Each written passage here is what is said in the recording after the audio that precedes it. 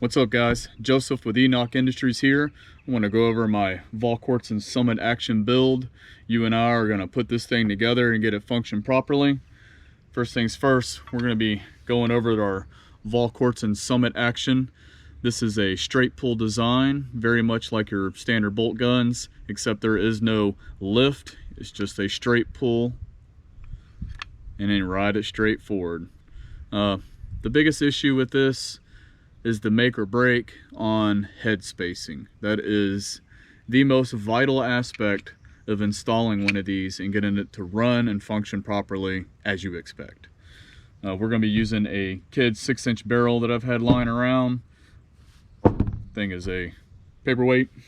We have got a Deep 6 chassis here in black. Clearly, black will always be the new black. We've got a Timney trigger here. We've got a Q erector, aluminum, very lightweight. We have a Trijicon 1:8 by 28. This is a pretty good scope, great for plinking. We've got a BX25 magazine here. I always run those. The SB Tactical FS 1913 side folding pistol brace. We also have the M-Lock edition for the Magpul bipod. So first things first, I'm going to give you all a quick spoiler. I've already installed this, verified functionality, so I know what it's going to take to make this run right. So what I've had to do was first and foremost fit the shank of the barrel to my receiver, so that way I have a friction fit but not loose and not too tight, because you're going to have to work this back and forth in and out to get that headspace like you need it. So first things first, once you got your barrel fitted, we're going to take, let's say, 4 spacers. We're going to slide those guys on. We're going to slide that into our receiver, pull our bolt back, get everything lined up, start our V-block. Now on this Volquartsen receiver, this V-block can only go, it only goes one or the other way. There's no right or wrong, up or down. So just keep that in mind. We're just going to get these started by hand. If I can hold on to the wrench. Apparently not.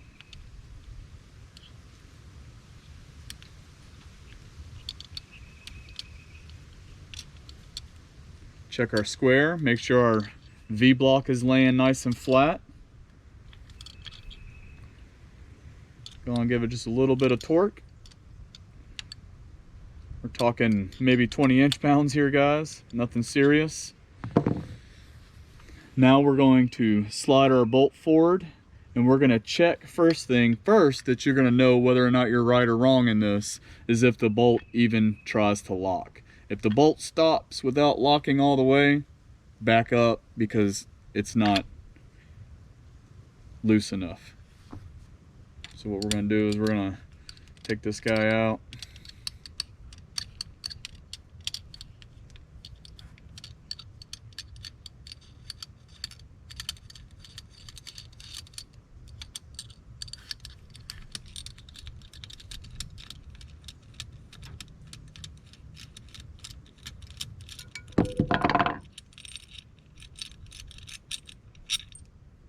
Okay, now we're going to take this back out.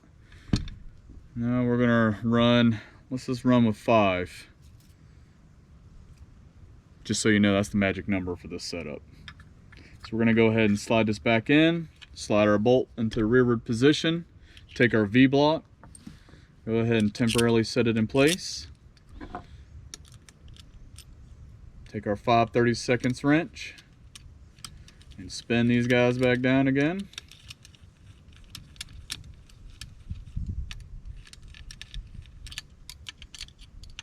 You can verify whether it's square by checking the machine line on the receiver versus the flat spot on the V-block where it ends.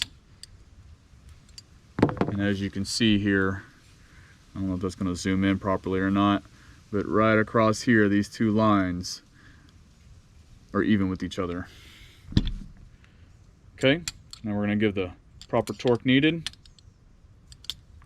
Guys, I recommend using a torque wrench, but I've been turning wrenches for, I don't know, 30, 40 years of my life, so you know, I can pretty much get these by hand without there being very many issues. A lot of you other guys out there, you know, you gotta try to put that monkey wrench torque on there, and next thing you know, you broke everything. Alright, so as we see, when I slid that handle forward, that thing locked right into position with almost zero resistance. So this is what you're gonna want on feel when you slide this into the locked position. Just ever so gently slide it forward. Watch that lever and this lever try to meet up with each other, and click.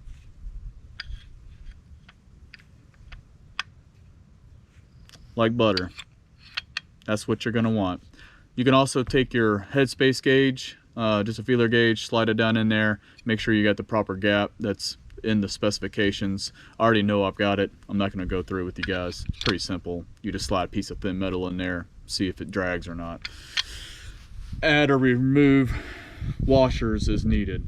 So we've got our barreled action together here. We're going to go ahead and take our 10mm trigger. We're going to go ahead and slide it in place.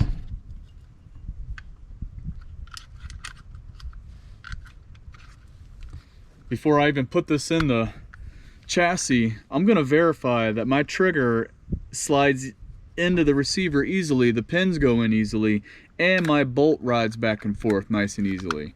Sometimes on these, this ejection rod that's made into the trigger, this guy right here, you're going to have to drop this pin, pull this out, and file down what's necessary till you get a smooth action across that bolt. Some of these may be a little out of spec, too high, if it's causing a drag issue. If you're not dragging and the bolt sliding just as easy as it did before you put the trigger in, you don't need to do this. But I had to pull that ejector out of there, file down the head of it, just so I could get a nice smooth action out of it. These things aren't just plug and play, guys. I mean, you're going to actually have to put a little effort into them. You know, that's the reason why they actually have gunsmiths out there.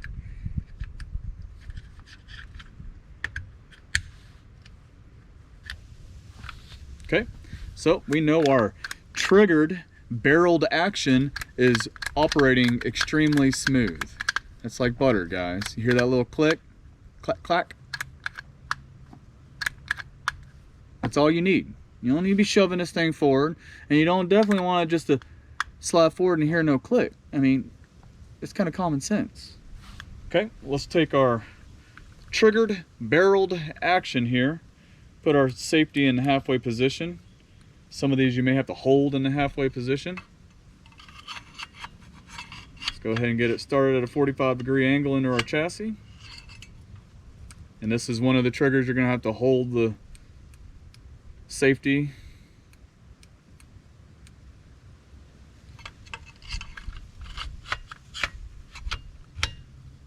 Okay. These Volquartsen receivers fit in these chassis like a glove. We'll take our 9/64 wrench. We're going to put our action screw in here. Give it a little torque. Check our function. Everything's fine. We didn't change anything. All we did was just slide it into a chassis. We're going to go ahead and put it, well, before we put the silencer on there, we'll go ahead and flip this guy over. Put this bipod on here. One thing I love about a chassis action is that you can see the underside inside the barrel channel to see your M-lock tabs, to see if they're nice and sideways. See that guy? That's right. Give it a little bit of torque. Nothing serious here. It's just 22. Okay. Put our magazine in here. Let's check our function again. Still no drag. Maybe not as butter smooth as it was before, but you got to keep in mind, you've got a magazine that's mated to the bottom of that bolt where the cutout is, and it's going to have to drag over the top to grab that next round to feed properly. It's just the way the design is. Now we're going to take our silencer and go ahead and put it on.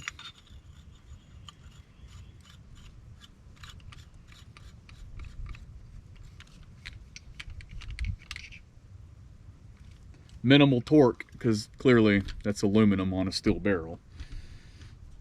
We're going to take our brace, flip this guy over.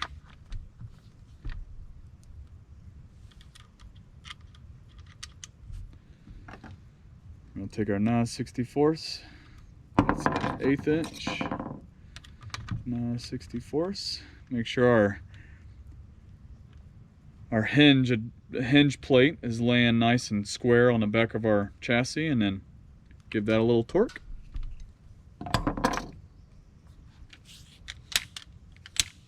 Okay, now we're going to take our scope. We're going to place this guy on here, about right in here. I think that's a good spot. This can always be changed later. It's not that imperative for what I'm doing at this moment.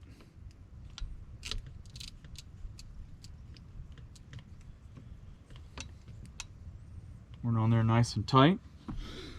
That's it, guys. We're gonna drop our magazine here. We're gonna load up 10 rounds. I'm using CCI 40 grain subs. About pretty much the only thing I ever shoot nowadays. Especially out of this guy. I mean, you're trying to make this thing quiet, right? You want it to be as quiet as possible, so go subsonic with a silencer with a fucking bolt gun. Just common sense, guys.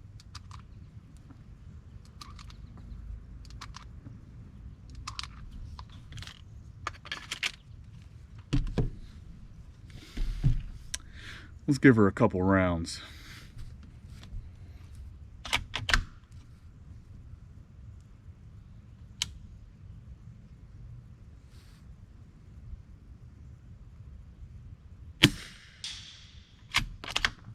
So quiet.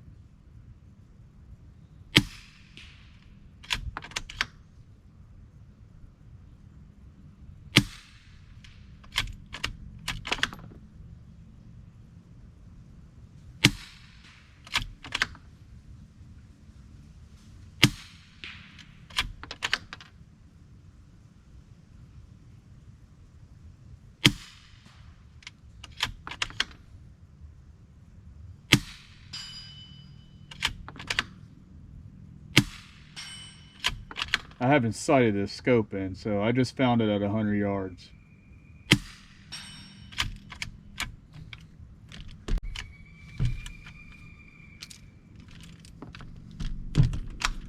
And I think that was the last round. Yep. So, there you go, guys. Nothing to it. It was not that difficult. Did not have to find a new religion. I didn't have to phone any friends or call home or reach out to somebody that is a professional at building 1022s. Follow simple fucking instructions, and you can be like me too. They close the curtain to hide from the dawn. The rock-orless fire burns on and on. Have no fear the dark of night. Hey Joey, this is Jimmy. Just calling, checking in with you. When you get a chance, give me a call. It can be later on this evening. I'm down in the basement putting brakes on the little Raptor. Call me. Love to talk to you. Love you, buddy. Bye. Hey, I heard about the 4.4 earthquake y'all had down there. Did you feel it shaking this morning?